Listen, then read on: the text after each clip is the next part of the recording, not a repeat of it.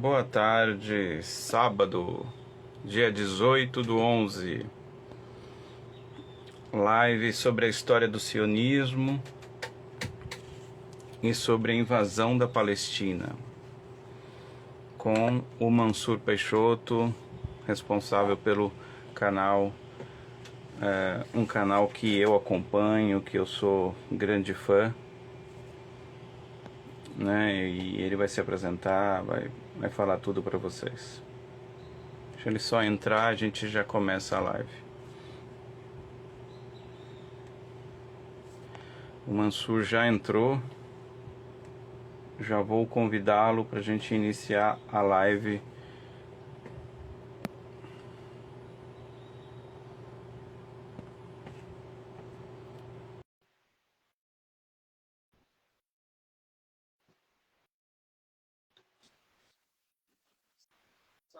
Walter, tudo bem? Boa tarde, camarada. Tudo bem contigo? Me ouve bem? Te escuto perfeitamente. Então tá bom. Satisfação incomensurável em tê-lo aqui conosco, nesse humilde espaço. Agradeço o seu aceite. É uma grande honra para todos nós, para quem vai ver agora, para quem verá posteriormente essa live. E já começo aí, eu sei que é redundante, muita gente te conhece, talvez a maioria te conheça, mas eu já, como é de praxe, já peço para que você se apresente e aí a gente já começa aí as nossas considerações nesse assunto tão importante e tão caro para todos nós. Boa tarde, Mansur. Pessoal, primeiramente, né, uma boa tarde aí para vocês que estão assistindo a gente nessa tarde maravilhosa de sábado. Meu nome é Mansur Peixoto, sou o criador do projeto História Islâmica, que hoje encontra-se na categoria de ser o maior, enfim, site de divulgação histórica islâmica em língua portuguesa no mundo, aí abarcando diversos países, né, como Portugal, Angola, Moçambique e principalmente o Brasil. É um projeto que já está completando agora no mês de dezembro 10 anos, né? E que se dedica à apresentação histórico-cultural do mundo islâmico e suas relações com o Ocidente de modo geral, né? Falando tanto de história antiga quanto de atualidades. E esse é basicamente o intento do projeto, né? O motivo pelo qual essa página foi criada. Essa página foi criada antes da minha viagem de estudos para o Egito, né? Eu estudei em Alexandria, no norte do Egito. Então, um mês antes da minha viagem, né, no finalzinho de 2013, eu criei a página História Islâmica. Na época eu tinha 17 anos de idade, né, como um incentivo mesmo de alguns amigos que falaram: poxa, sua leitura, sua carga de leitura sobre o mundo islâmico, sobre história islâmica, por eu ser muçulmano, é bem grande. Por que você não cria uma página, um blog, alguma coisa que, né, divulgue esses conhecimentos para as pessoas, já que você se dedica tanto a isso? E assim, despretensiosamente, nasceu a página História Islâmica, que hoje aí já se tornou, né, o maior veículo de divulgação deste assunto específico, desse nicho específico na internet em língua portuguesa. E aí vem ajudando um trabalho acadêmico de diversas pessoas, pesquisadores, produzindo conteúdos todos os dias para ajudar, né, na formação do que as pessoas entendem sobre não só o Islã, mas como temas árabes, temas do Oriente Médio como um todo, né, e vem ajudando aí bastante pessoas. Fantástico, Mansur. Assim, você falou um pouco, né, e eu como consumidor do seu conteúdo, né, assim, tudo que eu quero, que eu tenho dúvidas, eu falo, deixa eu lá ver o que o Mansur diz, né, é um grande Que é referencial isso. para gente. Porque assim, querendo ou não, nós temos uma cultura ocidentalizada, nós temos uma cultura que vem, né, impositivamente, né, do grego e do judaísmo, né, do judaísmo e do grego, e nós incorporamos conceitos, muitas vezes sem saber quais são, e de certa maneira nós conhecemos pouco, muito pouco do mundo árabe, né, isso é algo, e mal sabemos, né, que nós, por exemplo, nós temos no nosso dia a dia uma série de influências do árabe, em todos os sentidos, na filosofia, na matemática, na língua, né, na arquitetura, né, o Brasil tem muito da cultura árabe, E aí, nesse sentido, essa é a quinta live que eu venho fazendo, né, sobre a questão do genocídio na Palestina. Né, até então, e isso chama atenção de duas maneiras. Né? Primeiro, porque assim, é como se nós todos estivéssemos no piloto automático, vivendo as nossas vidas, e de 40 dias para cá, todos começamos a falar da Palestina. Olá, Samara, olá a todos que estão participando da live, uma honra tê-los aqui conosco, e quem vai ver mais tarde. E, de uma certa maneira, começamos a falar disso há 40 dias. E o motivo dessa live, a primeira live que eu fiz foi com a Marge, que é uma cantora, tem descendência palestina, ela é muçulmana também, e recebe muitas informações. A segunda live que eu fiz foi com o biólogo socialista, e nós tratamos mais de questões históricas, mas de uma maneira muito não tão específica, né? Nós não fomos em detalhes.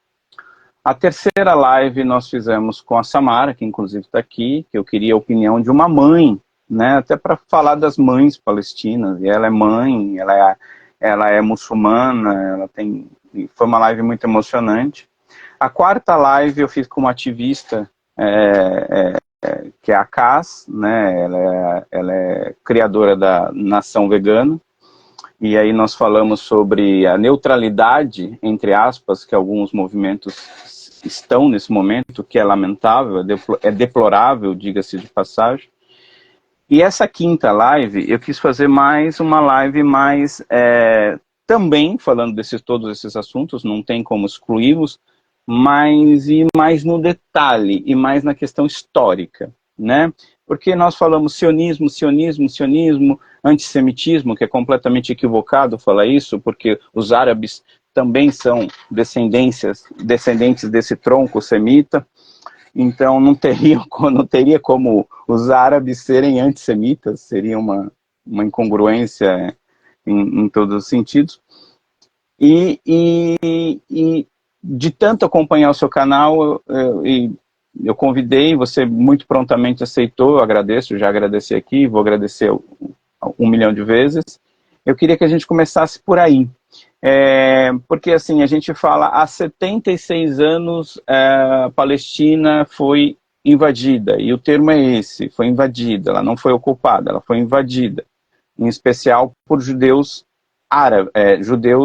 europeus, né? Porque existiam judeus na região da Palestina que viviam, de uma certa maneira, em harmonia com os árabes que ali estavam. E existiam cristãos, também existiam outros povos. Mas na metade do século, me corrige depois, tudo que eu estou falando aqui, me corrige se eu estou falando imprecisões, mas mais ou menos na metade do século XIX, a gente começa um movimento que seria conhecido como o sionismo, que é um movimento que tiveram diversas ramificações. Nós não tivemos um sionismo, teve um sionismo inclusive com influência marxista, né? Nós tivemos diversas fontes do sionismo, mas esse sionismo operante, oficial, hegemônico, ele nasce por inspiração de alguns teóricos, e já com o apoio do imperialismo e com um poder e com uma proposta muito clara. Eu queria que a gente começasse a falar um pouquinho disso e até desmistificando essa coisa de que os judeus, que o sionismo é um movimento que vem da história do judaísmo, né, que é muito diferente disso, né, quando a gente vai entrevistar e vai falar com judeus ortodoxos, eles negam peremptoriamente essa afirmação. Queria começar por aí. O que você acha dessa minha sugestão? Primeiramente, vamos definir o que é o sionismo, né? O sionismo é um movimento nacionalista de origem europeia, o que é muito importante, porque onde o sionismo nasce é o que vai definir o que é o sionismo ao longo da sua história. Porque ele é uma ideia, uma ideologia política baseada na experiência que o judeu teve na Europa. O sionismo não se desenvolveu na comunidade judaica de Kaifeng, na China. O sionismo não se desenvolveu na comunidade dos judeus marroquinos. O sionismo nasce como uma ideia, como a gente conhece hoje, de supremacia judaica, de nacionalismo judaico, né, na Europa. Por quê? A gente tem que analisar que a história do povo judeu foi uma história de muita perseguição e morte. Isso é um fato inegável. Dizem-se, por exemplo, que é uma invenção. Não, é um fato que os judeus foram perseguidos em toda a sua história, né? Eles foram caçados, principalmente na Europa cristã, pela associação da figura do judeu ao crime de deicídio. E o que é deicídio? É você literalmente matar Deus. De acordo com a crença cristã, pela maioria dos séculos, a morte de Jesus Cristo tinha sido obra dos judeus. A crucificação tinha sido arquitetada pelos judeus. Então, desse crime de deicídio, que é o crime maior da raça humana, de acordo com a teologia cristã medieval, clássica e de muitos outros teóricos cristãos, nasce o sentimento do antissemitismo cristão, apesar de outras formas de antissemitismo já terem existido. Isso vai acarretar com diversas formas de expurgos e expulsões dos judeus durante séculos e matanças indescritíveis. Os séculos de perseguição ao povo judeu na Europa são uma coisa assim que falta palavras, e eu que estudo este tema também, nos temas que eu estudo, porque a história islâmica passa por receber essa carga do antissemitismo europeu para ter que lidar com essa experiência, né? Ela é terrível. Então, no século XIX, após o período das invasões napoleônicas, começam a se desenvolver na Europa diversas formas de nacionalismo. E o que é nacionalismo? É a ideia da criação de um Estado nacional baseado em certos pressupostos imaginários, como, por exemplo, fronteiras, unificação dos idiomas, um passado unitário de um determinado povo. Então, tudo isso é criado por diversas nações europeias para dar surgimento aos Estados-nações, que são os modelos de países que temos hoje. Não vivemos mais em reinos medievais multiculturais ou modernos multiculturais, como o Império Otomano, que permitia, por exemplo, a existência de diversas nacionalidades dentro do seu próprio império, com sua própria carga legislativa. Por exemplo, no Império Otomano existia o sistema de millet, no qual um judeu era julgado por um tribunal judaico, um cristão era julgado por um tribunal cristão. E apenas o Estado muçulmano intervia quando havia disputa entre membros de duas religiões diferentes. Então, você tinha essa diferença de um Estado nacional para o modelo clássico e medieval de Estado. No meio da Europa, os judeus sempre foram um povo apátrida. E o que eu quero dizer com apátrida? Na teologia judaica clássica, a ideia da destruição do reino de Judá, do reino de Israel bíblico, do reino de Israel antigo, havia estabelecido um precedente de que Deus havia castigado o povo judeu com a dispersão do mundo e apenas com o retorno do Messias, né, que para os judeus não é Jesus Cristo, para os muçulmanos e cristãos é Jesus Cristo, mas para os judeus não, eles iriam ficar num estado, digamos assim, de dispersão pelo mundo na diáspora, porém sempre retornando para Jerusalém como uma cidade sagrada, porque é um fato que Jerusalém é uma cidade sagrada para o povo judeu. Porém, na Europa, onde esse sistema de perseguição aos judeus vai se intensificar e os pogroms no final do século XIX vão ter um novo reavivamento, isso vai casar com o surgimento do nacionalismo judaico. E aí, grupos de judeus liderados, né, pela figura final de Theodor Herzl vão iniciar, né, o que foi o primeiro congresso sionista em 1897, no finalzinho do século XIX, para propor uma medida de solução para o problema do antissemitismo que estava vicejando na Europa. E era criar um lar nacional para o povo judeu. Só que isso apresentou-se vários problemas. Onde criar? Que língua os judeus iriam falar? Qual seria a bandeira? Porque muitos judeus não se viam dentro do que estava acontecendo na Europa. Os judeus no Marrocos, na Tunísia, no Iêmen, no Líbano, na Síria, na Turquia otomana, Em vários lugares do mundo, na Grécia Otomana, por exemplo, Tessalônica, eles não tinham essa visão do judeu europeu, do norte europeu per si, porque, apesar de ao longo da história terem enfrentado certas ocasiões de antissemitismo ou perseguição, não era generalizado e no mesmo nível de extermínio que os judeus do norte da Europa haviam sofrido, porque a comunidade judaica havia estado continuamente nesse sentido. Então, vão ser propostos diversos lugares no mundo, inclusive o Brasil, tá? Inclusive o Brasil, a região ali do Mato Grosso, no Brasil, para a criação do Estado de Israel. Porém, você tem um problema. No final do século XIX, 90% do mundo pertencia a algum país. Sim. Então, para você chegar lá e você estabelecer um Estado, você precisa expulsar o povo que está vivendo ali majoritariamente. Porém, o que acontece? Havia também o sionismo cristão, que até hoje ele existe em maior número do que o sionismo judaico. As pessoas não sabem, mas há também a ideia de um sionismo cristão, que é uma linha teológica que acredita numa espécie de culto apocalíptico, que se o terceiro templo de Jerusalém foi estabelecido, numa interpretação muito particular, tá, das escrituras cristãs, Jesus Cristo vai voltar. Então você tinha um casamento do sionismo judaico, europeu, com o sionismo cristão, que também vicejava. E o sionismo cristão, ele é, em essência, antissemita. Então essa contradição, ela vai ser colocada de lado para um projeto. Haviam cristãos na Europa, inclusive o Lord Balfour, que vai fazer a Declaração Balfour de 1917, que acreditavam que os judeus deveriam retornar e construir o terceiro templo para o retorno de Jesus Cristo, e os judeus que rejeitam Jesus Cristo acreditam no outro Messias, mas que acreditavam também nessa possibilidade. Então, para conseguir apoio dos judeus, dos financistas de ideia sionista na Europa, para a guerra contra o Império Otomano na Primeira Guerra Mundial, os britânicos, na figura do Lord Balfour, né, que era, digamos assim, o proxy do regime britânico, fazem uma declaração de apoio à criação de um Estado de majoritário judaico na terra da Palestina. E aí você tem, como eu sempre falei, uma justificativa bíblica, como todos os mitos nacionais que existem na Europa. Por exemplo, a França, ela passou por muito tempo o reino da França como o reino de Carlos Magno, baseado na canção de gesta do conto de Rolando, né? No qual Carlos Magno teria derrotado os sarracenos no caminho ali, né, entre a França, nos Pirineus, entre a França e a Espanha. Hoje todo mundo sabe que isso é uma falácia. Carlos Magno não combateu os muçulmanos, né, os sarracenos, os mouros ali, ele combateu os bascos. E toda aquela história ela foi, digamos assim, inventada pelo nacionalismo francês, né, e ao longo dos séculos incrementada.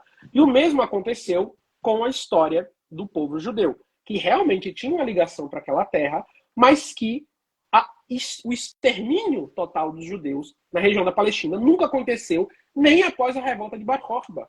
Você teve uma contínua existência dos judeus ali como minoria, né?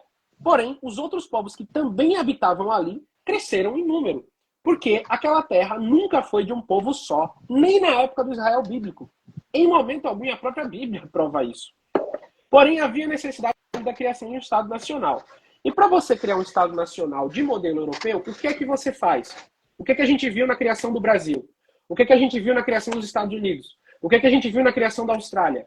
O que é que a gente viu? É um processo de expansão, de colonialismo, de povoamento, que é onde você pega o povo nativo que existe ali e você extermina ou expulsa para a criação de um Estado nacional único, puro. E Theodor Herzl, que foi o criador do sionismo tal como a gente conhece hoje, né, um dos presidentes do Congresso Sionista de 1897, ele tinha essa ideia de que ele deveria criar um Estado civilizador sobre uma população árabe bárbara, né, retrógrada, e que precisava ser limpa para o estabelecimento de um Estado europeu. Então aí nasce a ideia de supremacia judaica, que é uma ideia, né, que vai acompanhar o Estado de Israel ao longo de toda a sua história. Então aqui, veja, não há nenhum problema num povo querer um Estado para si. Afinal, ninguém mais do que os judeus precisaram de proteção ao longo da história. Porém, a forma como o Estado de Israel vai existir não é, por exemplo, criar um Estado que respeita o povo local que já estava existindo ali, que tem suas raízes ali, tão milenares quanto a dos povos judeus. você vai ter um Estado que se estabelece na ideia de expulsão, purgo e expurgo e supremacia. Então o sionismo vai nascer com essa ideia colonialista, com essa ideia cheia de racismo europeu, porque ele não é fundado na experiência judaica universal. Ele é fundado na experiência judaica europeia. E como já dizia o velho dito em inglês, né, pessoas machucadas machucam pessoas. Então, o que o judeu sofreu na Europa, ele vai infligir sobre o nativo palestino. E aí, esse é a raiz do problema da criação do Estado de Israel. Porque na época da criação dos Estados nacionais, ele vai surgir com essa ideologia.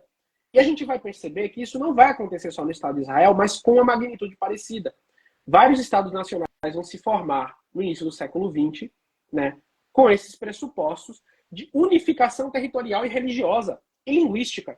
Isso vai acontecer na Turquia moderna, isso vai acontecer na Índia, e em certa medida, óbvio que a Índia é muito diversa, né? Mas você vai ter aquela troca de população. Isso vai acontecer na Grécia. Isso vai acontecer porque o nacionalismo ele passa a ser exportado para o mundo.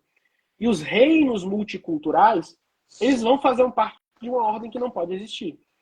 Então, a ideia do europeu, de um Estado etnocêntrico, unitário, de identidade única, vai criar muito problema ao redor do mundo e muito genocídio. Sendo Israel o Estado último que está em processo de expansão territorial, conquistando e expurgando um povo nativo de suas terras. De tal modo que se alguém nascer agora numa família de origem judaica, no Brooklyn, ele tem direito a uma casa que será tirada de alguém que nasce em Belém, na Palestina, nesse exato momento. É inconcebível, mas é a forma como o Estado de Israel vai se construir.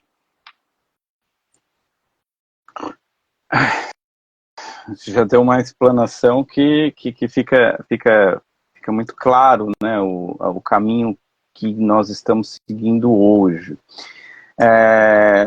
Tivemos alguns processos que foram mais incisivos, né? A Inglaterra, ela apoia antes da Primeira Guerra Mundial, né? Depois esse apoio passa a ser mais explícito por parte dos Estados Unidos, mas não só, o mundo inteiro assim o faz, o mundo inteiro imperialista, eu digo.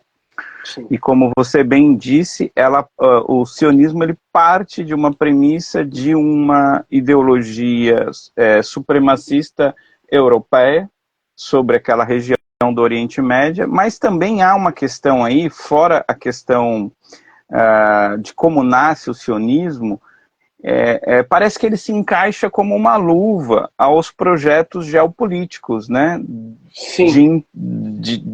De um capitalismo que nasce, sobretudo, a partir da Primeira Guerra Mundial, mas que se confirma a partir da Segunda Guerra Mundial. Você concorda comigo? Sim, exatamente. Quando a gente faz uma análise marxista da história, a gente sempre tenta focar nesses pontos materiais.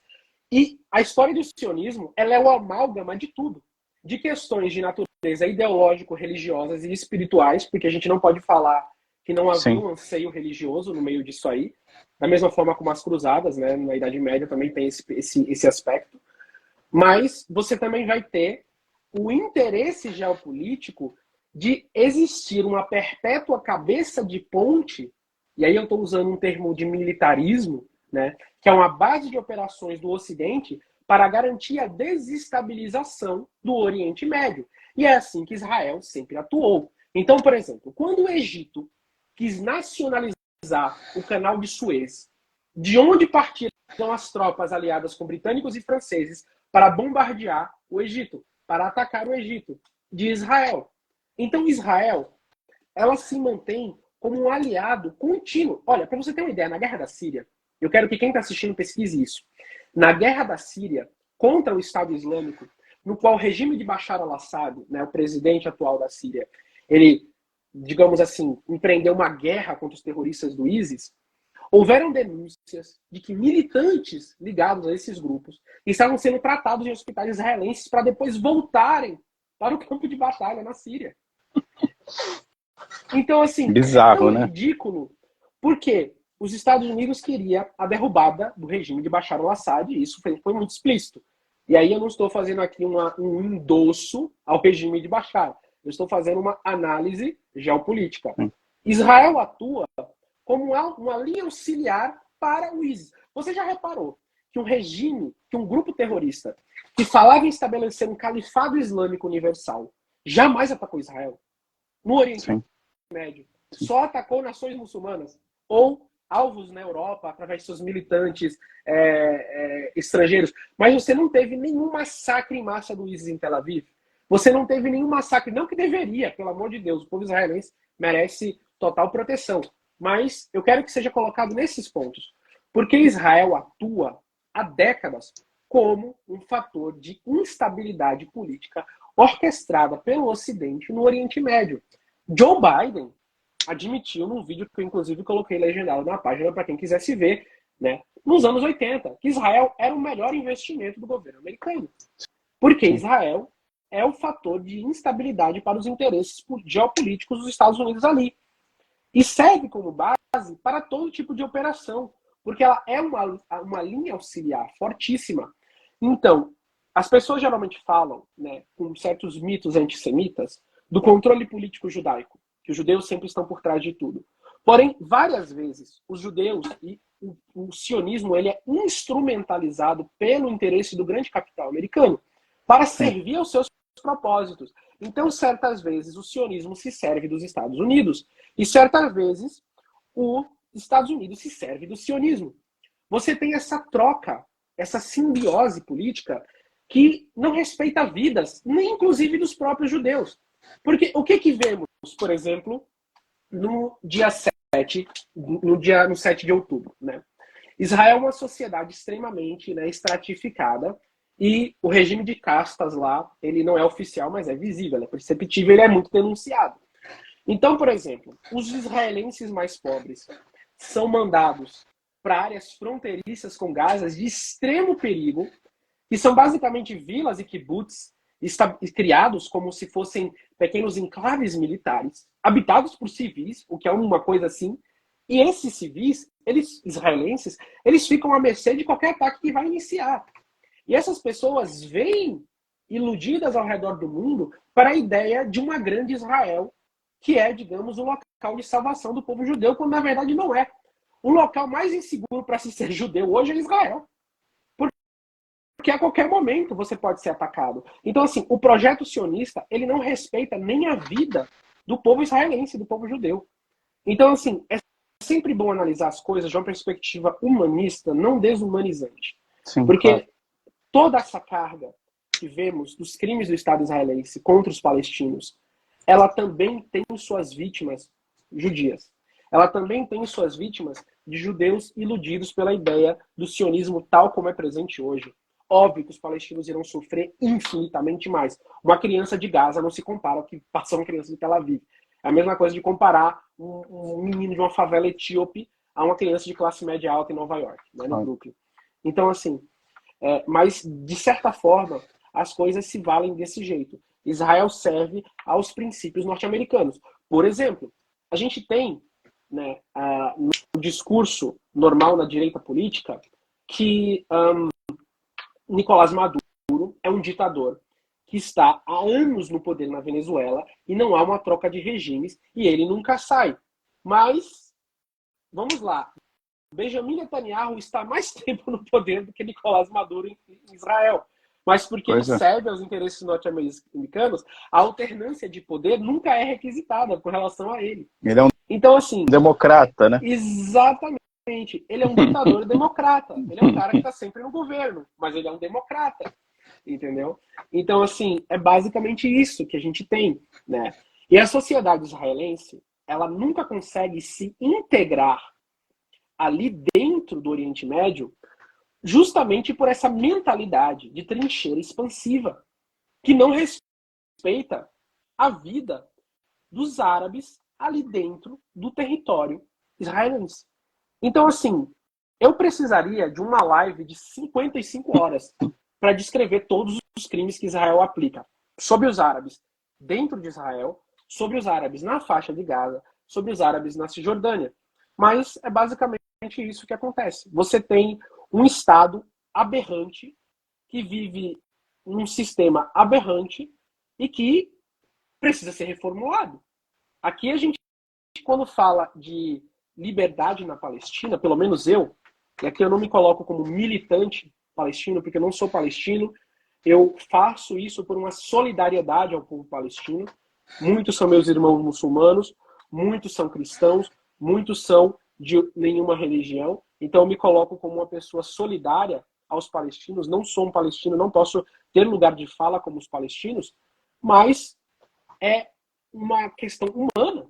Por exemplo, nessa semana, vários palestinos foram marcados na perna com identificadores que se usam em gado ou em frutas para que pudessem retornar à faixa de Gaza, com numeração na perna.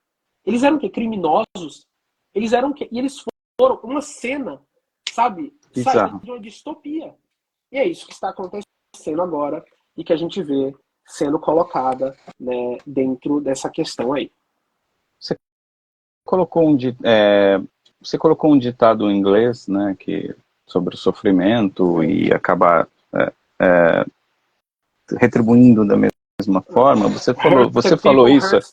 Exato. Que é pessoas machucadas machucam pessoas. Me lembrou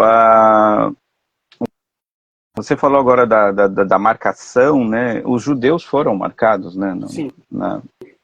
Pelo Holocausto, né? Sim. É bizarro como Marx vai dizer, né? Que a história ela se repete, né? Como tragédia e depois como farsa.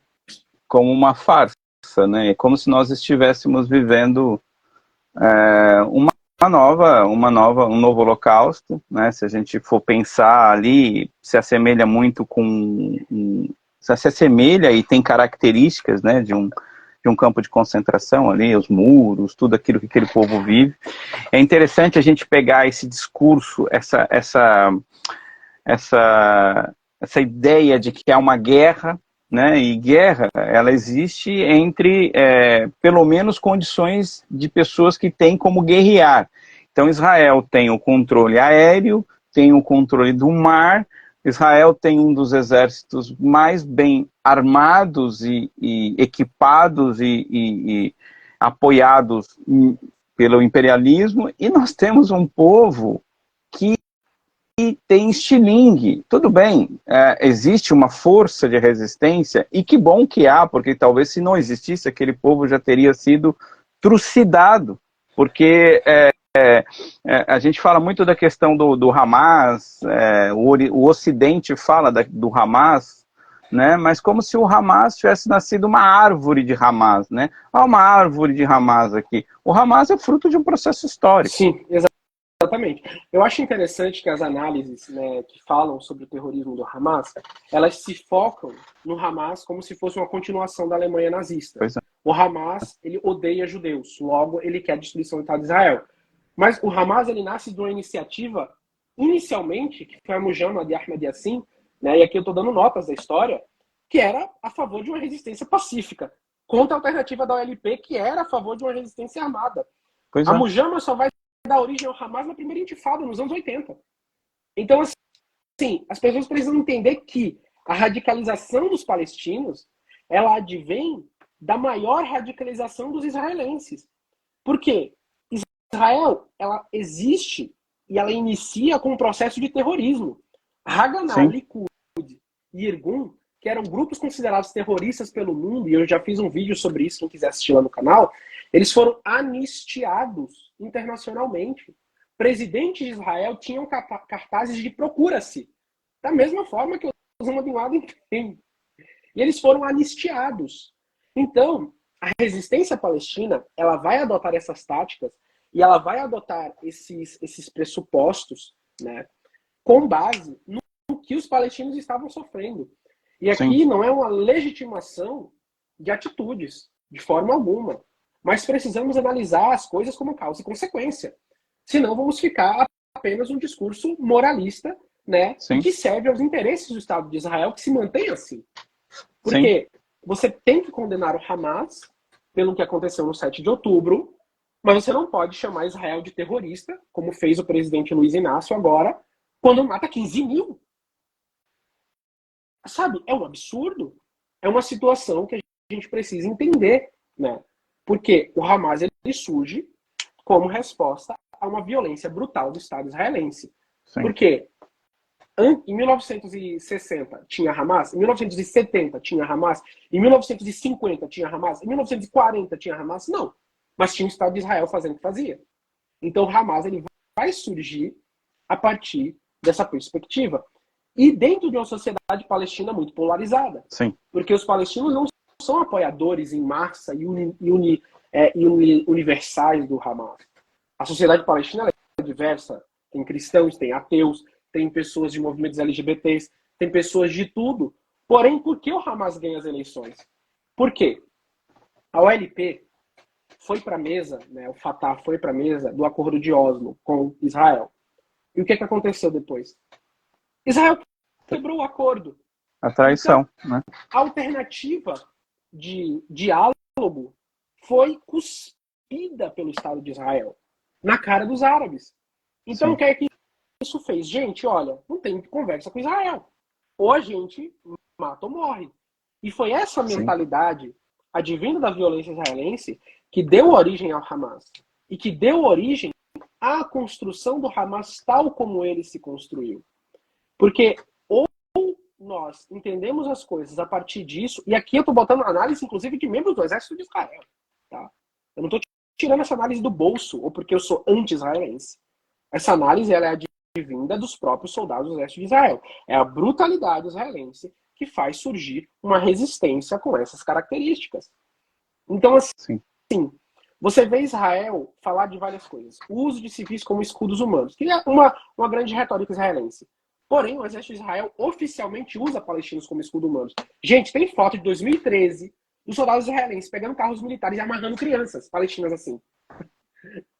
E com armas nas costas. Nossa. Vocês estão entendendo isso? Essas fotos chocaram o mundo. Então, assim, toda acusação de Israel é, na verdade, uma confissão.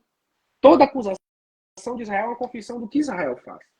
Então, o Hamas ele vai surgir dessa forma, e o Hamas vai se construir dessa forma, como uma resposta à brutalidade israelense. Porque eu estava vendo essa semana aqui, eu estive em São Paulo, né? E a gente, não sei, você mora em São Paulo ou não? Sou de São Paulo, mas não da... Eu moro na Baixada. Na Baixada, né? Então você teve aquele problema das faltas de energia. Né? Tem lugares que passaram 2 dias sem energia. As pessoas começaram a sair na rua, tocar fogo em coisa. Sim. Começaram a protestar de uma forma bem pesada. Sim. Cara, o palestino vive 4 horas de energia por dia, água com esgoto todo santo dia, todo tipo de abuso sexual, físico, humilhação, bombardeio. Em 2018, a Marcha pela Paz Palestina foi recebida com tiro nos joelhos na faixa de Gaza, a Marcha pela Libertação de Gaza. Quando um povo está cercado, quando um presidente de um país como Israel vai à ONU com um mapa mostrando a Palestina desaparecida, qual é a alternativa que resta a esse povo que está à beira da extinção? Sim. Aqui eu não estou fazendo nenhuma retórica de apoio ao Hamas ou nada. Eu critico o Hamas antes de virar moda, né? Essa semana. Podem acompanhar meus posts de 2021, 2020. Eu tenho críticas pesadas ao Hamas. Eu não tenho meias palavras para definir o Hamas. Porém, eu quero que vocês entendam o que faz surgir este grupo. Os militantes do Hamas são cultivados por Israel. Israel tem um bonsai de criador do Hamas. Israel tem uma estufa. Gaza é uma estufa na qual Israel planta militantes do Hamas. Por quê? Vamos supor que todos os militantes do Hamas morram nessa operação israelense na faixa de Gaza. Vamos supor, todo mundo do Hamas morreu. A próxima geração de militantes do Hamas já está viva, já nasceu. São os órfãos dessa guerra, as crianças estupradas, brutalizadas, que levaram um tiro no testículo. Eu não vou ficar falando aqui tudo o que acontece com as crianças de Gaza. Elas crescem sem ter senso de justiça, entendendo que a única coisa que resta para elas é fazer o que acontece com elas, com os israelenses. Mas quem tem o poder poder para acabar com esse tipo de sistema. Não é o Hamas, é Israel. Porém, o Hamas ele serve como uma justificativa retórica para a continuidade da expansão israelense.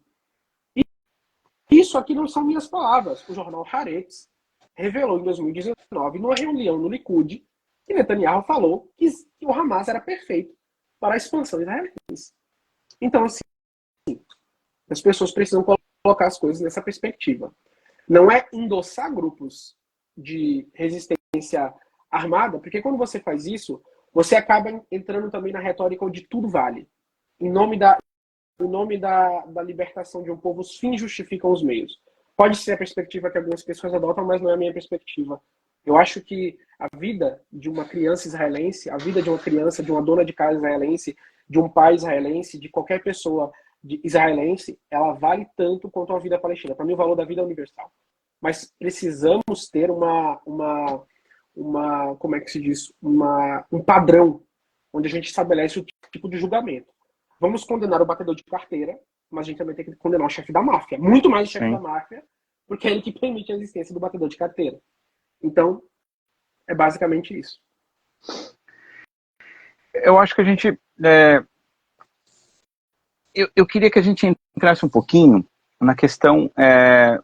porque a gente falou da criação do sionismo, como que surge o sionismo, a gente já avançou um pouquinho em questões já contemporâneas hoje, do que acontece hoje. Falamos do Hamas, mas eu queria que a gente falasse um pouquinho de como que começou o processo de, eu chamo de invasão, não sei se você concorda, mas a invasão da Palestina. Eu queria que a gente falasse um pouquinho sobre o Nakba, que a gente falasse um pouquinho, assim, o Hamas. Antes, nada disso existia, o Hamas não existia antes que a gente pudesse pensar isso, né? O Hamas é um processo de 80, se eu não me engano, 89 para cá, 87, e nós já estamos falando de uma terra que foi invadida, nós tivemos depois a brutal Guerra dos 6 Dias, nós tivemos a expulsão de pessoas de seus lares. Você falou uma coisa que eu nunca tinha, na verdade eu tinha parado para pensar, mas eu não pensei dessa maneira como você colocou. Como o povo palestino, ele realmente aguenta essa tortura há 76 anos, porque é quase impossível que as pessoas não se rebelem.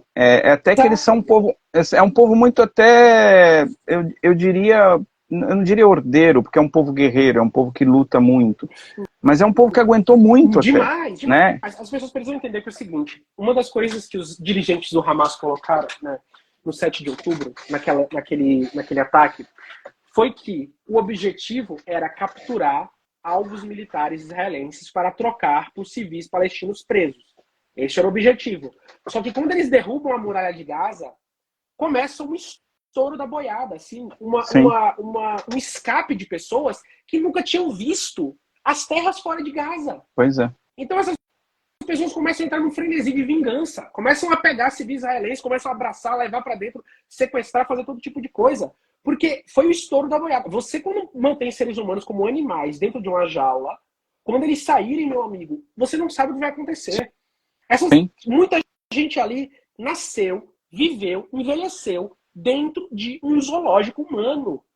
Sim. Onde Israel controla quanta água você vai beber no seu dia. É literalmente uma gaiola humana.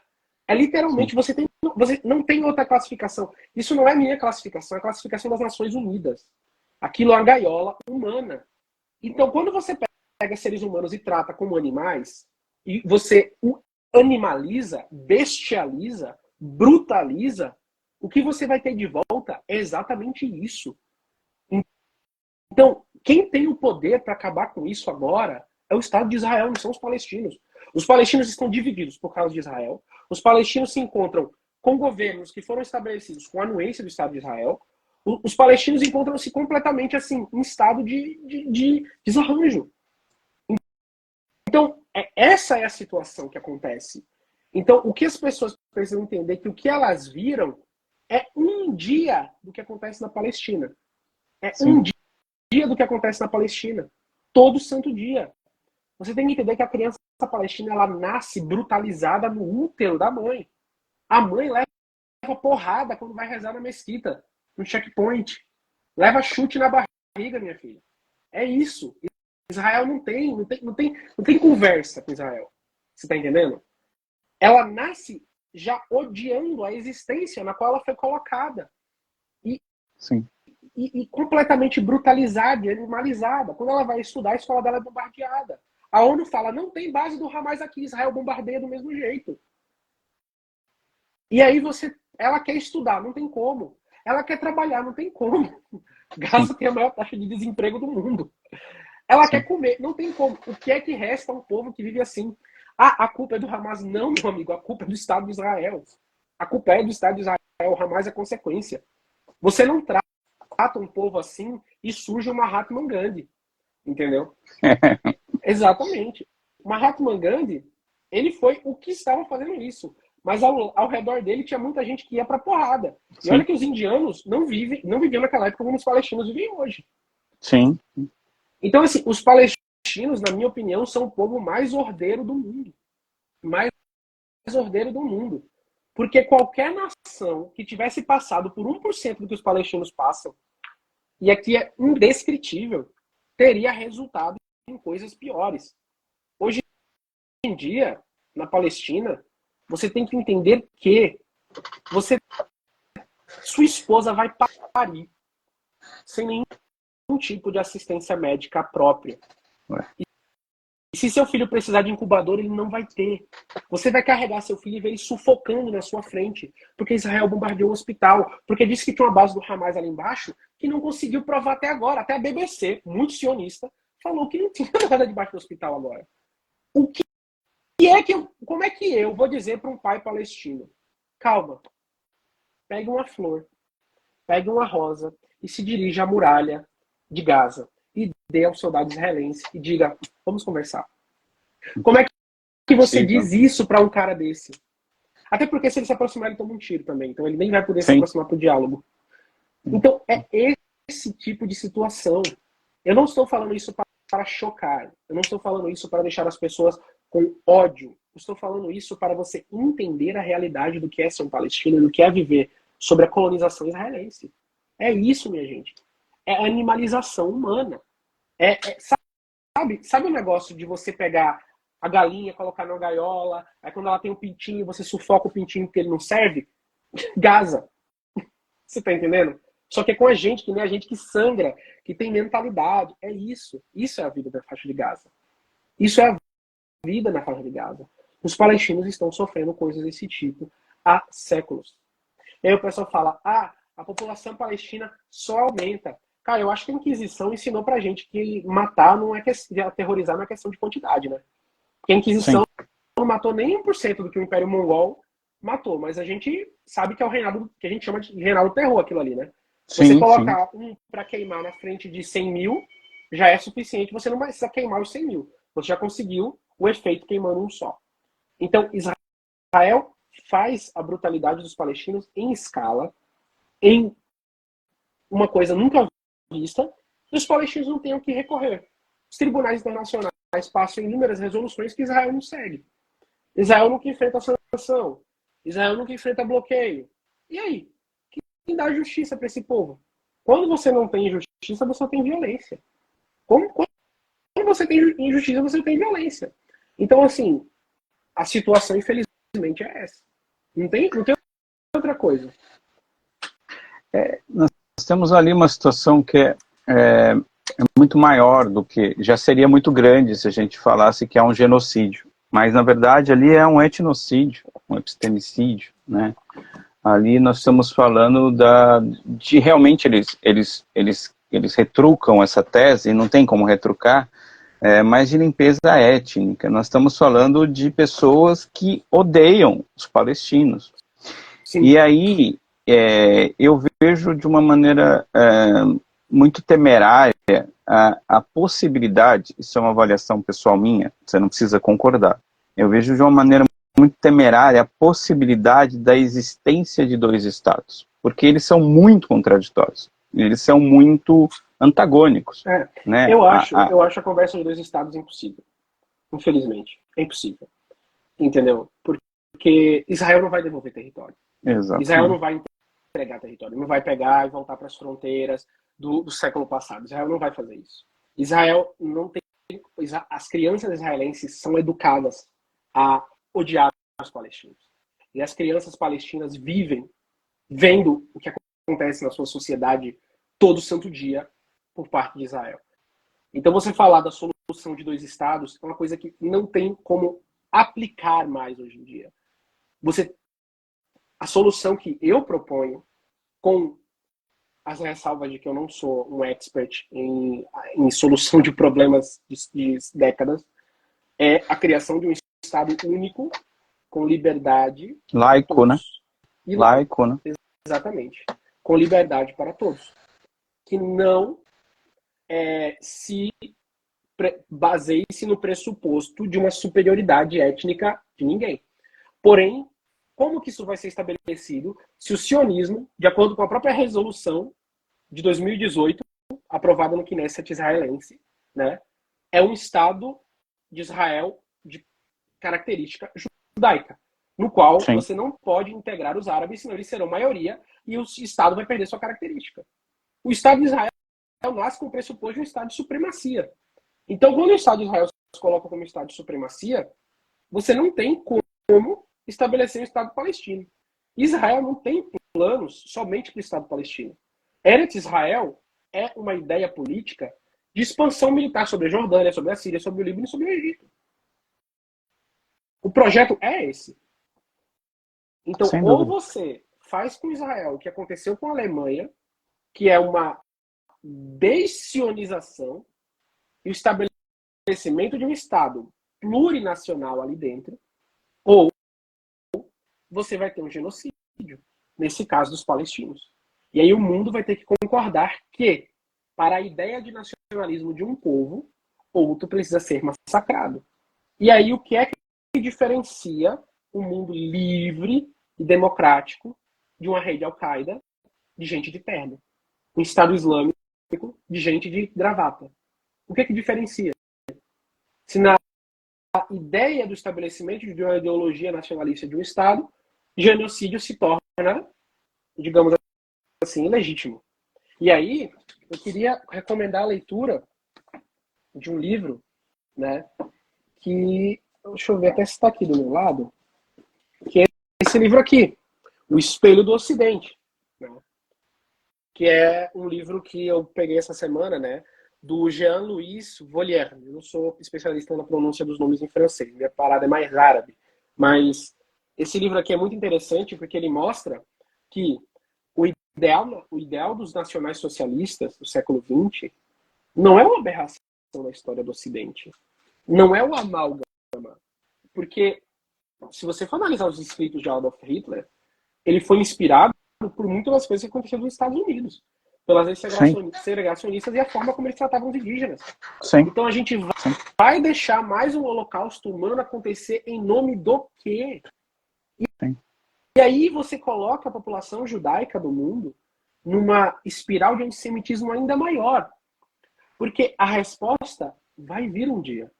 Sim. E essa resposta, ela vai vir na direção oposta que foi puxada.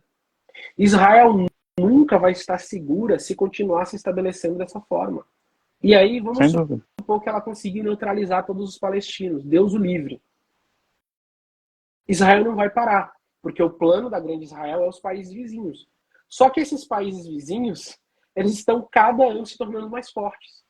Quando você tiver um líder louco o suficiente para, com o armamento que os árabes não tinham na Guerra dos 6 Dias, que era armamento nuclear, atacar Israel, você vai ter um extermínio em massa de judeus.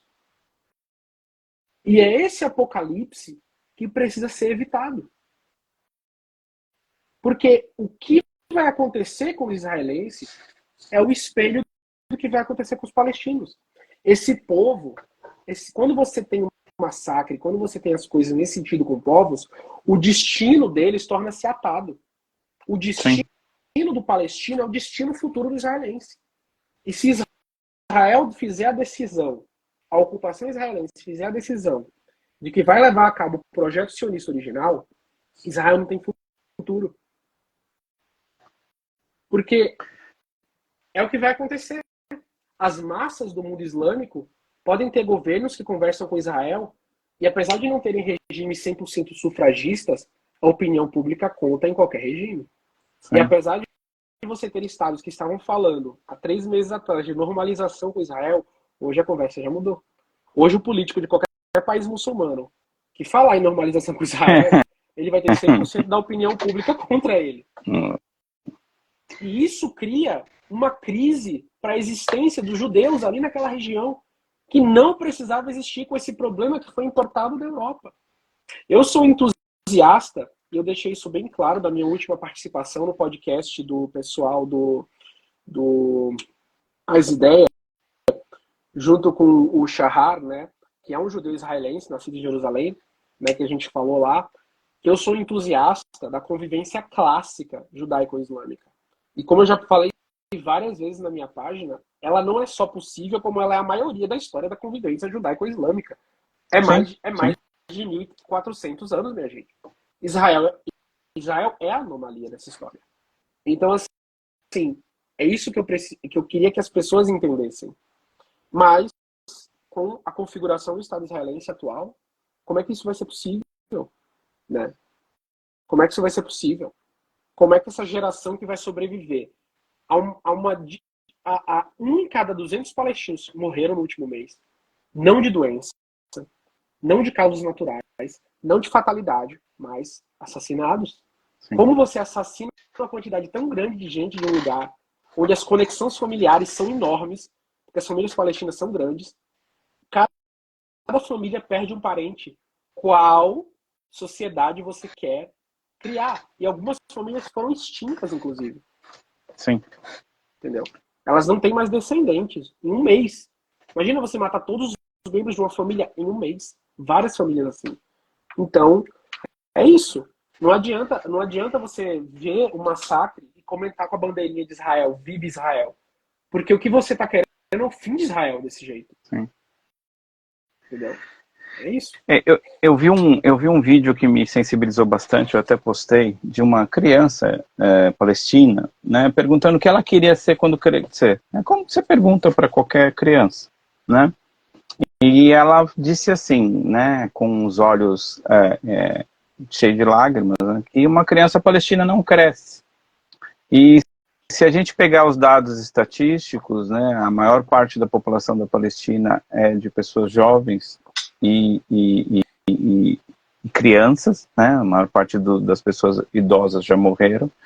Ou você já destacou um índice aqui, que é a questão do desemprego, um dos maiores desempregos do mundo, uma das menores expectativas de vida do mundo, enfim, todos os índices que a gente for colocar aqui, a Palestina ela se destaca, sobretudo Gaza, né, região de Gaza, ela se destaca entre os piores do mundo.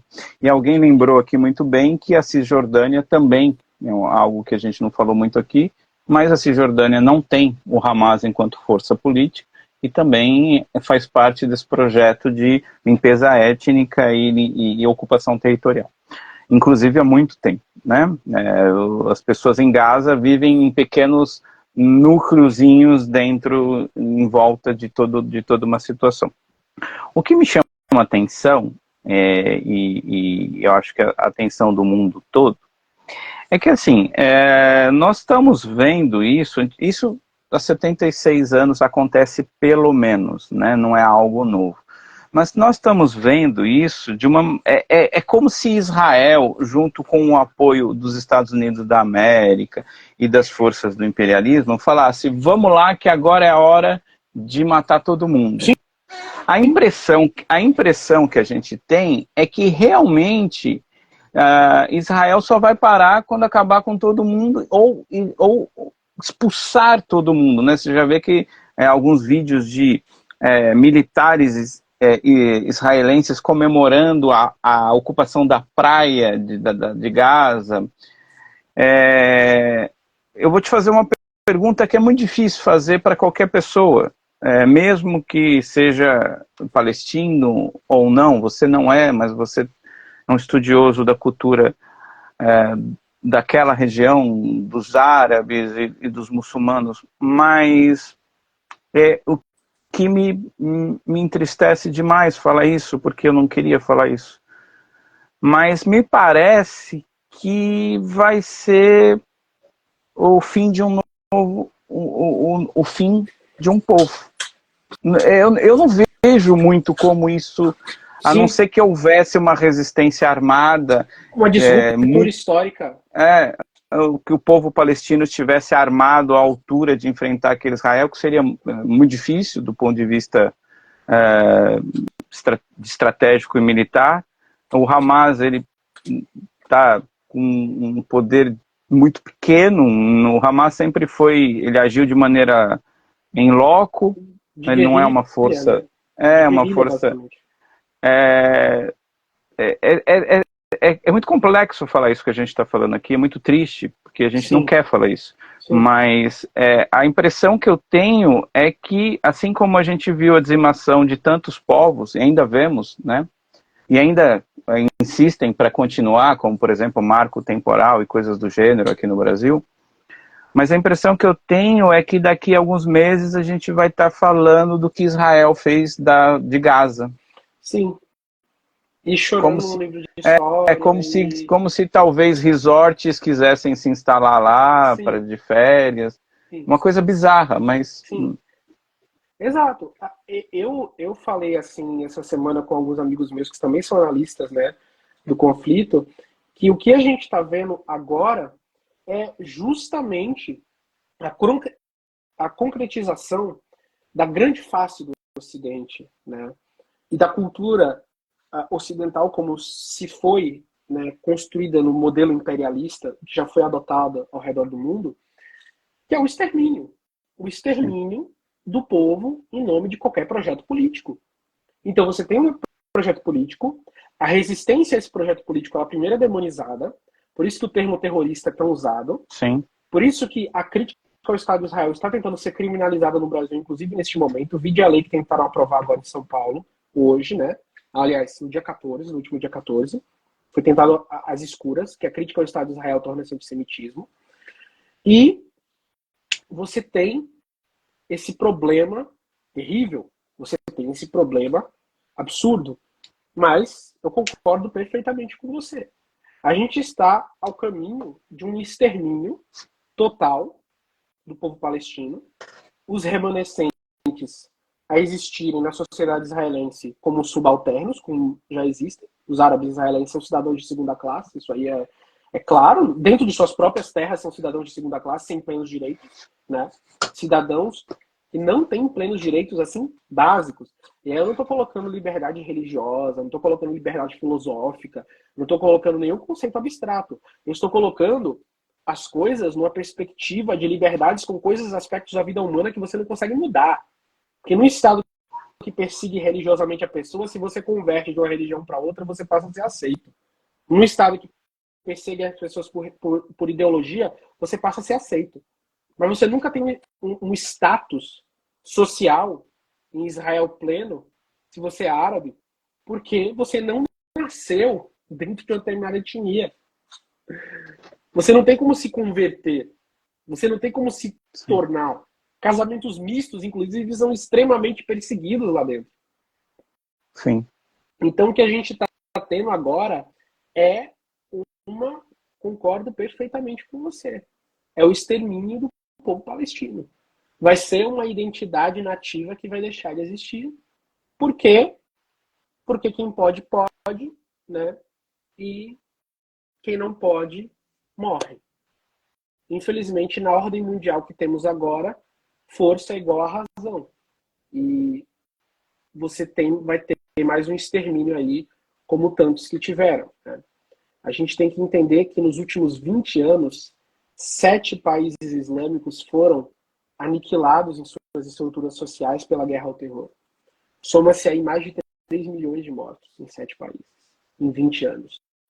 De ações diretas ou indiretas focadas pelas invasões da OTAN, né, e dos Estados Unidos. Fala-se, por exemplo, hoje em dia na ameaça chinesa, mas nos últimos 7 anos Quantos países a China destruiu? Nenhum. Nenhum. Fala-se, por exemplo, da ameaça da dominância islâmica, mas qual país ocidental passa fome e embargo por não aceitar a Sharia? Nenhum. Agora, se eu for falar o contrário, aí a lista é interminável. Então, infelizmente, essa nova ordem, ela está dando o que eu creio que vai ser o último grande massacre, né? Que é o massacre do povo palestino. Eu tento manter a esperança numa sobrevida para o povo palestino, mas vem no futuro terrível. Porque se não houver uma disruptura histórica que coloque Israel a justiça, que tente trazer a justiça e um modelo de Estado que não tenha mais o sionismo como ideologia normal, é o extermínio do povo palestino todo. E é isso. É um projeto de Theodor Herzl colocado em prática. O livro dele, né, o grande livro dele fala isso, né, de uma certa maneira, de um povo que seja totalmente soberano e que tenha não tenha nenhuma influência, né? É isso que eles querem, né? Uhum. Agora, deixa eu te fazer uma outra pergunta, e aí depois eu não quero também, eu agradeço a sua gentileza de estar conosco. Eu que agradeço o papo, assim, cabeça, como a gente chama, né? Tem você como um especialista em cultura árabe, cultura islâmica, vamos dizer assim, e cultura árabe pode significar muita coisa. Uhum.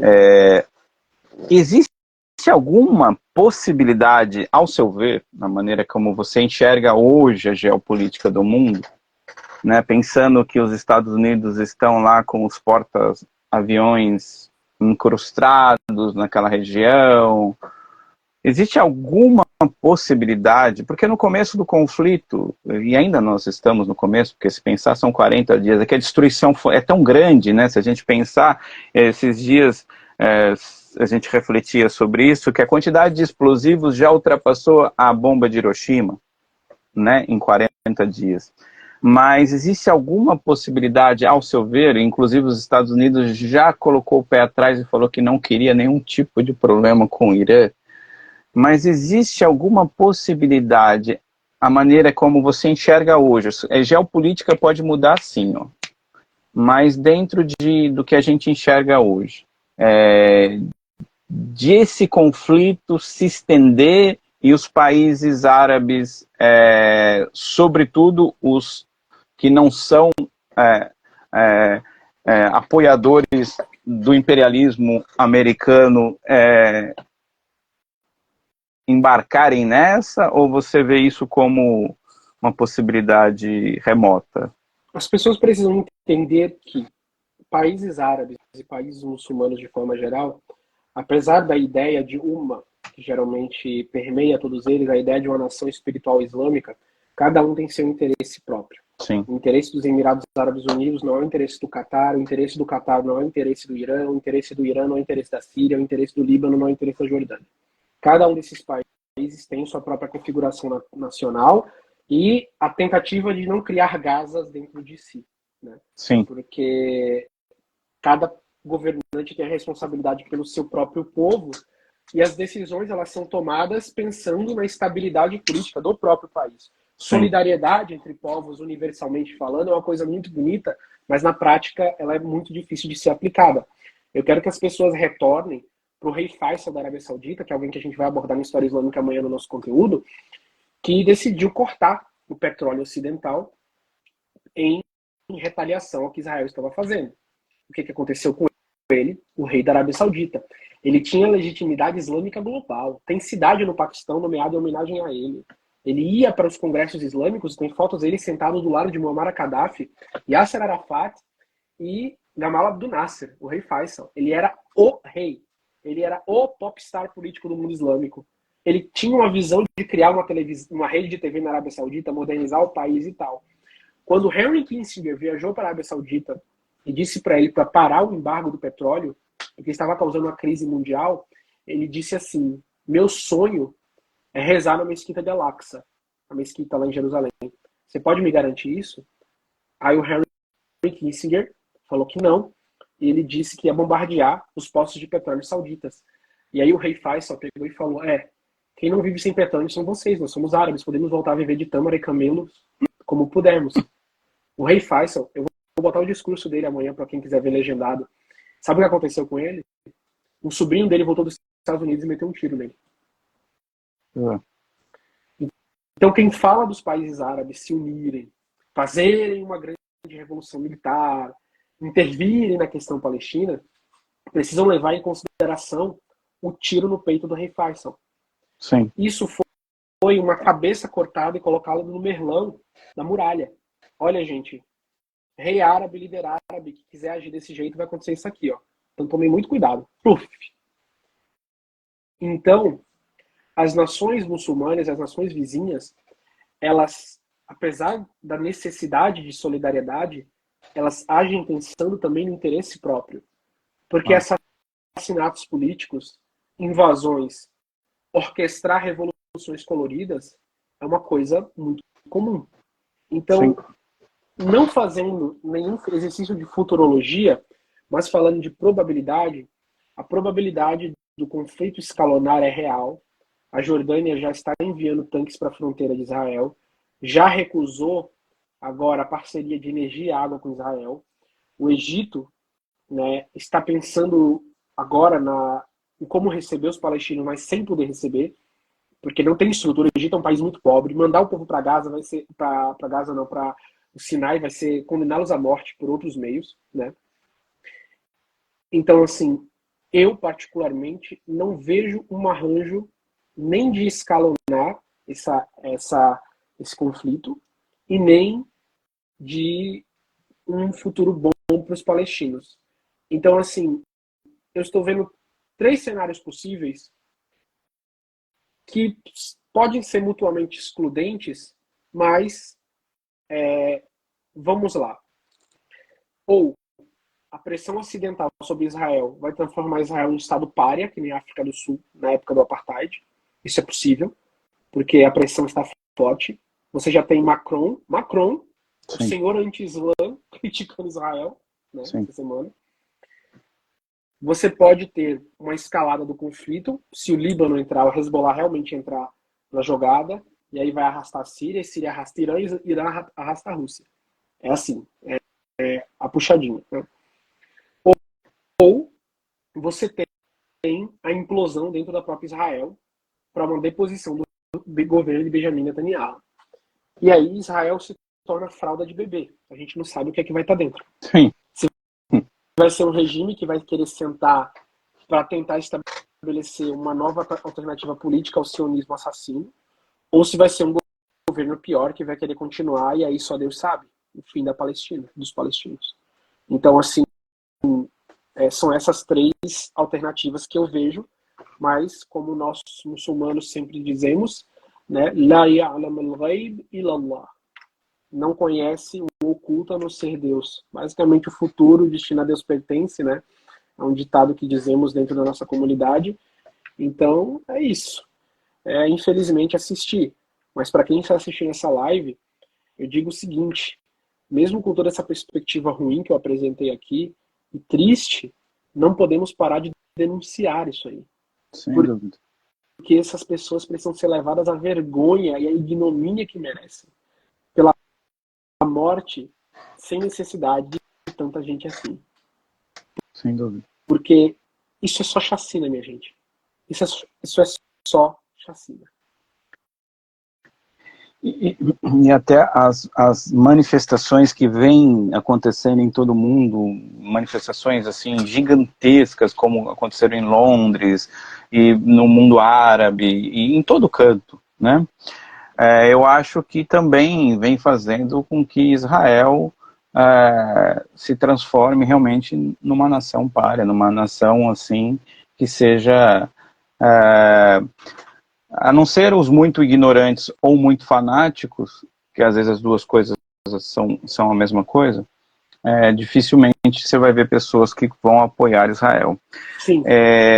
a nossa luta, ela é incomensurável, né, contra as opressões, e não há como não estar ao lado do povo palestino. É uma questão humanitária, bem disse você, né? É uma questão que não há outra possibilidade que um cidadão, seja de qual orientação for, de qual religião for, né, que tenha dois neurônios e um coração, ele, Sim. ele, não, ele não tem como estar ao lado de outra de outra luta nesse momento geopolítica e humanitária, senão através de um povo que está sendo trucidado. A palavra é essa, trucidado, é cabeça voando, é corpo despedaçado. É que assim, tem coisas que eu às vezes nem consigo postar porque é tão pesada, às vezes elas me marcam, eu acabo até postando, mas é tão forte porque assim, e um detalhe que, né, eu tenho 47 anos de idade, eu, ao longo da minha vida, eu nunca vi um conflito desse tamanho televisionado, porque hoje nós temos essa coisa chamada celular, as pessoas Sim. gravam, né? Sim. Então a gente está vendo uma das cenas mais deploráveis que a humanidade se envolveu, é como se fosse um Big Brother do genocídio. Sim, exato. É algo dantesco, é algo que nem Dante Alighieri, acho que sonhou em colocar.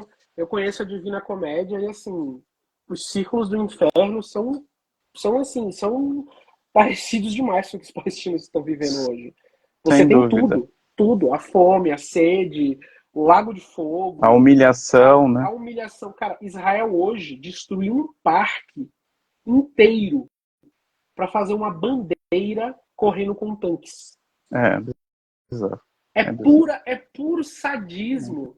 É puro podemos fazer o que quiser, você tá entendendo? O exército israelense está numa espiral incontrolável de carnificina. Sim. Eu vi hoje de manhã um soldado jogar uma bomba, uma granada numa mesquita com as pessoas rezando. Você tá entendendo? É uma coisa assim absurda, é uma coisa sem necessidade. Eles entraram, agora a gente vai fazer o que quer. É zombando, entrando numa escola que eles mesmos explodiram, tirando os quadrinhos das crianças e quebrando no chão. Você tá entendendo? E isso é mostrado para o mundo árabe. Qual é o sentimento que essas pessoas vão ter pelos judeus? Esse sentimento positivo? O sionista que quer defender o Estado de Israel, o Estado de Israel, a primeira coisa que ele está fazendo é criticando. É criticando o próprio exército israelense. Elas estão circulando na internet e o sentimento de impotência gera um ódio incomensurável. Né? E é esse ódio que, infelizmente, o Estado de Israel está cultivando. E é justamente a crítica de muitos judeus ultra-ortodoxos, que a pior desgraça para a comunidade judaica é a existência do Estado de Israel. Porque, ao longo da história, os judeus perseguidos pelos antissemitas europeus tinham um lugar para se refugiar. O mundo islâmico, o mundo árabe e o Oriente. E foi para lá que eles fugiram sempre. Quando tem a expulsão, eles iam para a Europa Oriental. Quando a Europa Oriental estava indo, eles terminavam todo mundo no Império Otomano. Era lá que o judeu terminava. Só que o antissemitismo ele vai voltar na Europa, porque está no DNA da Europa. Esse tipo de sentimento nojento que é o antissemitismo. E aí, para onde o judeu vai fugir? Para onde o povo judeu vai se refugiar? Sem dúvida. Médio antissemita, diante de uma Europa antissemita, eu falo contra os crimes de Israel porque eu não quero ver o extermínio nem do povo palestino nem do povo judeu. Porque eu já vi esse filme. Eu quero que vocês estudem a história do Reino Latino de Jerusalém. Como os cruzados estabeleceram seu estado fanático lá. Qual foi o fim desse povo? Passou a espada. Uma hora surgiu um líder árabe que não era tão tolerante como Saladino. Dizem para ver o que foi o cerco de Acre, que foi a última cidade dos cruzados ali na Terra Santa. O que aconteceu com Acre? A idade cria uma reação violenta. E por estar tão disperso, metade dele ali é muito perigoso. Sem dúvida. A gente faz contra a política de extermínio do governo de Israel, ela é também para salvar o povo judeu de uma realidade apocalíptica. Porque uma hora, meu amigo, uma hora a conta vai vir ali no Oriente Médio. Cenas no Daguestão, quando o avião israelense pousou lá, os protestos das pessoas iam caçar cidadãos israelenses dentro dos aviões para fazer o que com eles? Falaram que foi linchamento, né? Então, assim, não foram todos, mas algumas pessoas passaram do protestar contra Israel e tentaram entrar no avião para pegar civis israelenses. Esse sentimento que você cria não precisava ter esse sentimento quando você zomba de cadáveres. Sim. Um soldado israelense fazendo TikTok, sambando, dançando ao redor de um cenário de destruição, e no outro uma criança palestina com a cara derretida por fósforo branco. Sim. É esse tipo de cenário que você cria.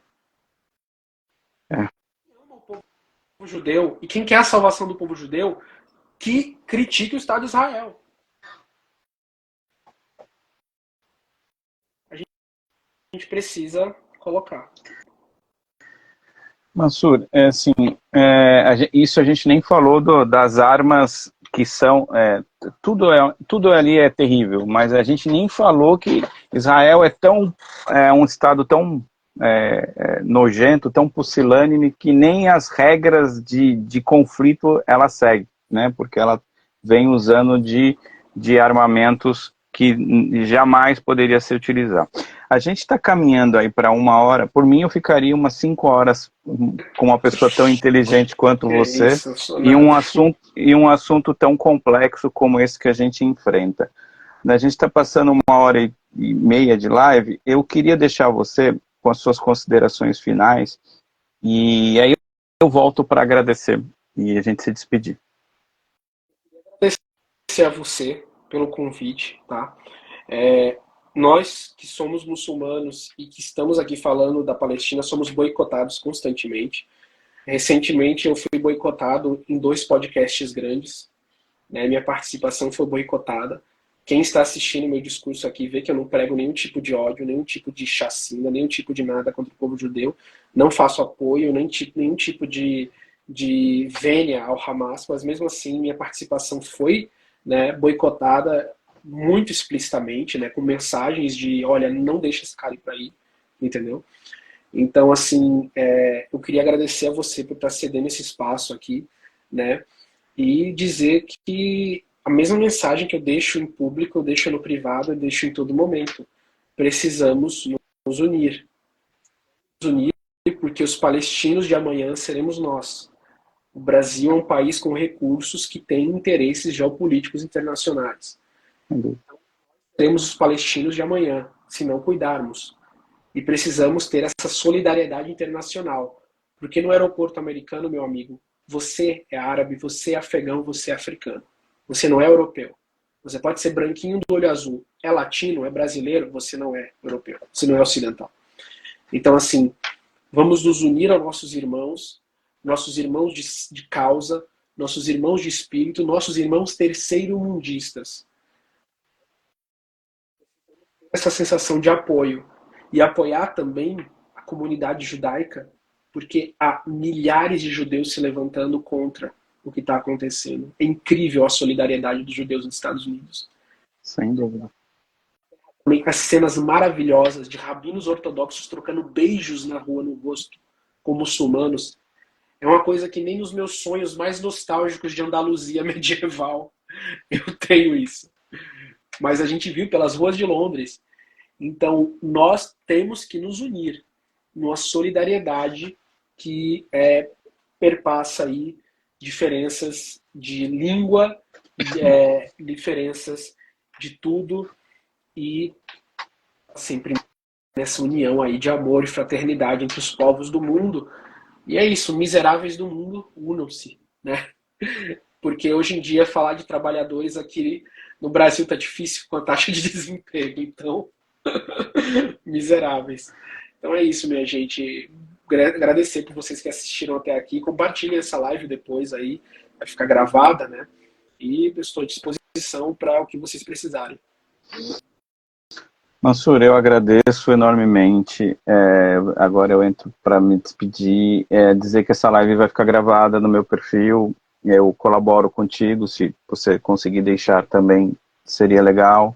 Que quem assiste agora divulgue. Eu acho que tem um material aqui riquíssimo, uma aula de história, mas muito mais do que uma aula. É um depoimento de uma pessoa que é um estudioso, mas que também vive. Ele é o Mansur, ele é um muçulmano, é uma pessoa que resolveu fazer algo, né, diferente, ao invés de só ficar falando, né?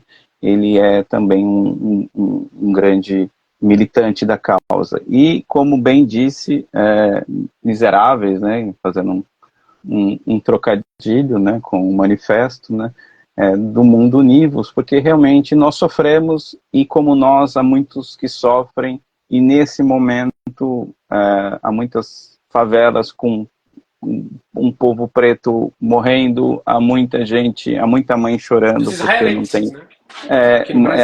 Há Palestinas para todo canto, mas lá é necessário que nós nos unamos de mãos dadas e erguidas e gritemos com todas as nossas forças, dizendo: pare, porque nós, enquanto espécie humana, nós não podemos permitir que tamanho massacre, que tamanho genocídio, que tamanho... não falta palavras na língua humana para descrever tanta tristeza. E se nós estamos tristes de ver isso, imagina essas pessoas que sobrevivem. Acho que alguns preferiam estar mortos, e que talvez não estão porque não têm coragem de se matarem, porque o sofrimento é tão grande de verem filhos. Eu vi uma cena assim absurdamente triste de um avô se abaixando sobre... Eu chego a me emocionar só de falar, se abraçando sobre o cadáver dos netos e dizendo: vá até Alá pedir por nós. Então, assim, é o que eu digo: se você tem 2 neurônios e um coração, não tem como você estar ao lado de outra luta nesse momento. Então, te agradeço demais, que Mansur é uma pessoa extremamente acessível, extremamente humilde, e que você continue assim, com essa força, com essa inteligência toda, mas, sobretudo, com essa punção, com essa vontade, com essa luta por construirmos algo melhor. E vamos construir, né?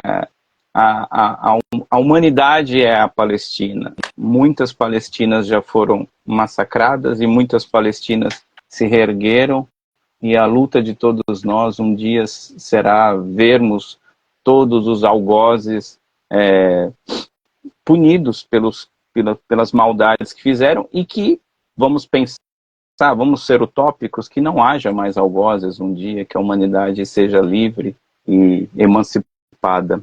Obrigado, meu amigo querido. Eu não te conheço pessoalmente e eu não sei falar árabe, não sou muçulmano, mas se eu pudesse falar alguma coisa em árabe, muito querida, eu diria, mas eu vou falar em português. Obrigado do fundo do coração para você e para todos que nos assistem e que vão ver depois. Certo, gente. Então é isso. Muito obrigado também pelo convite.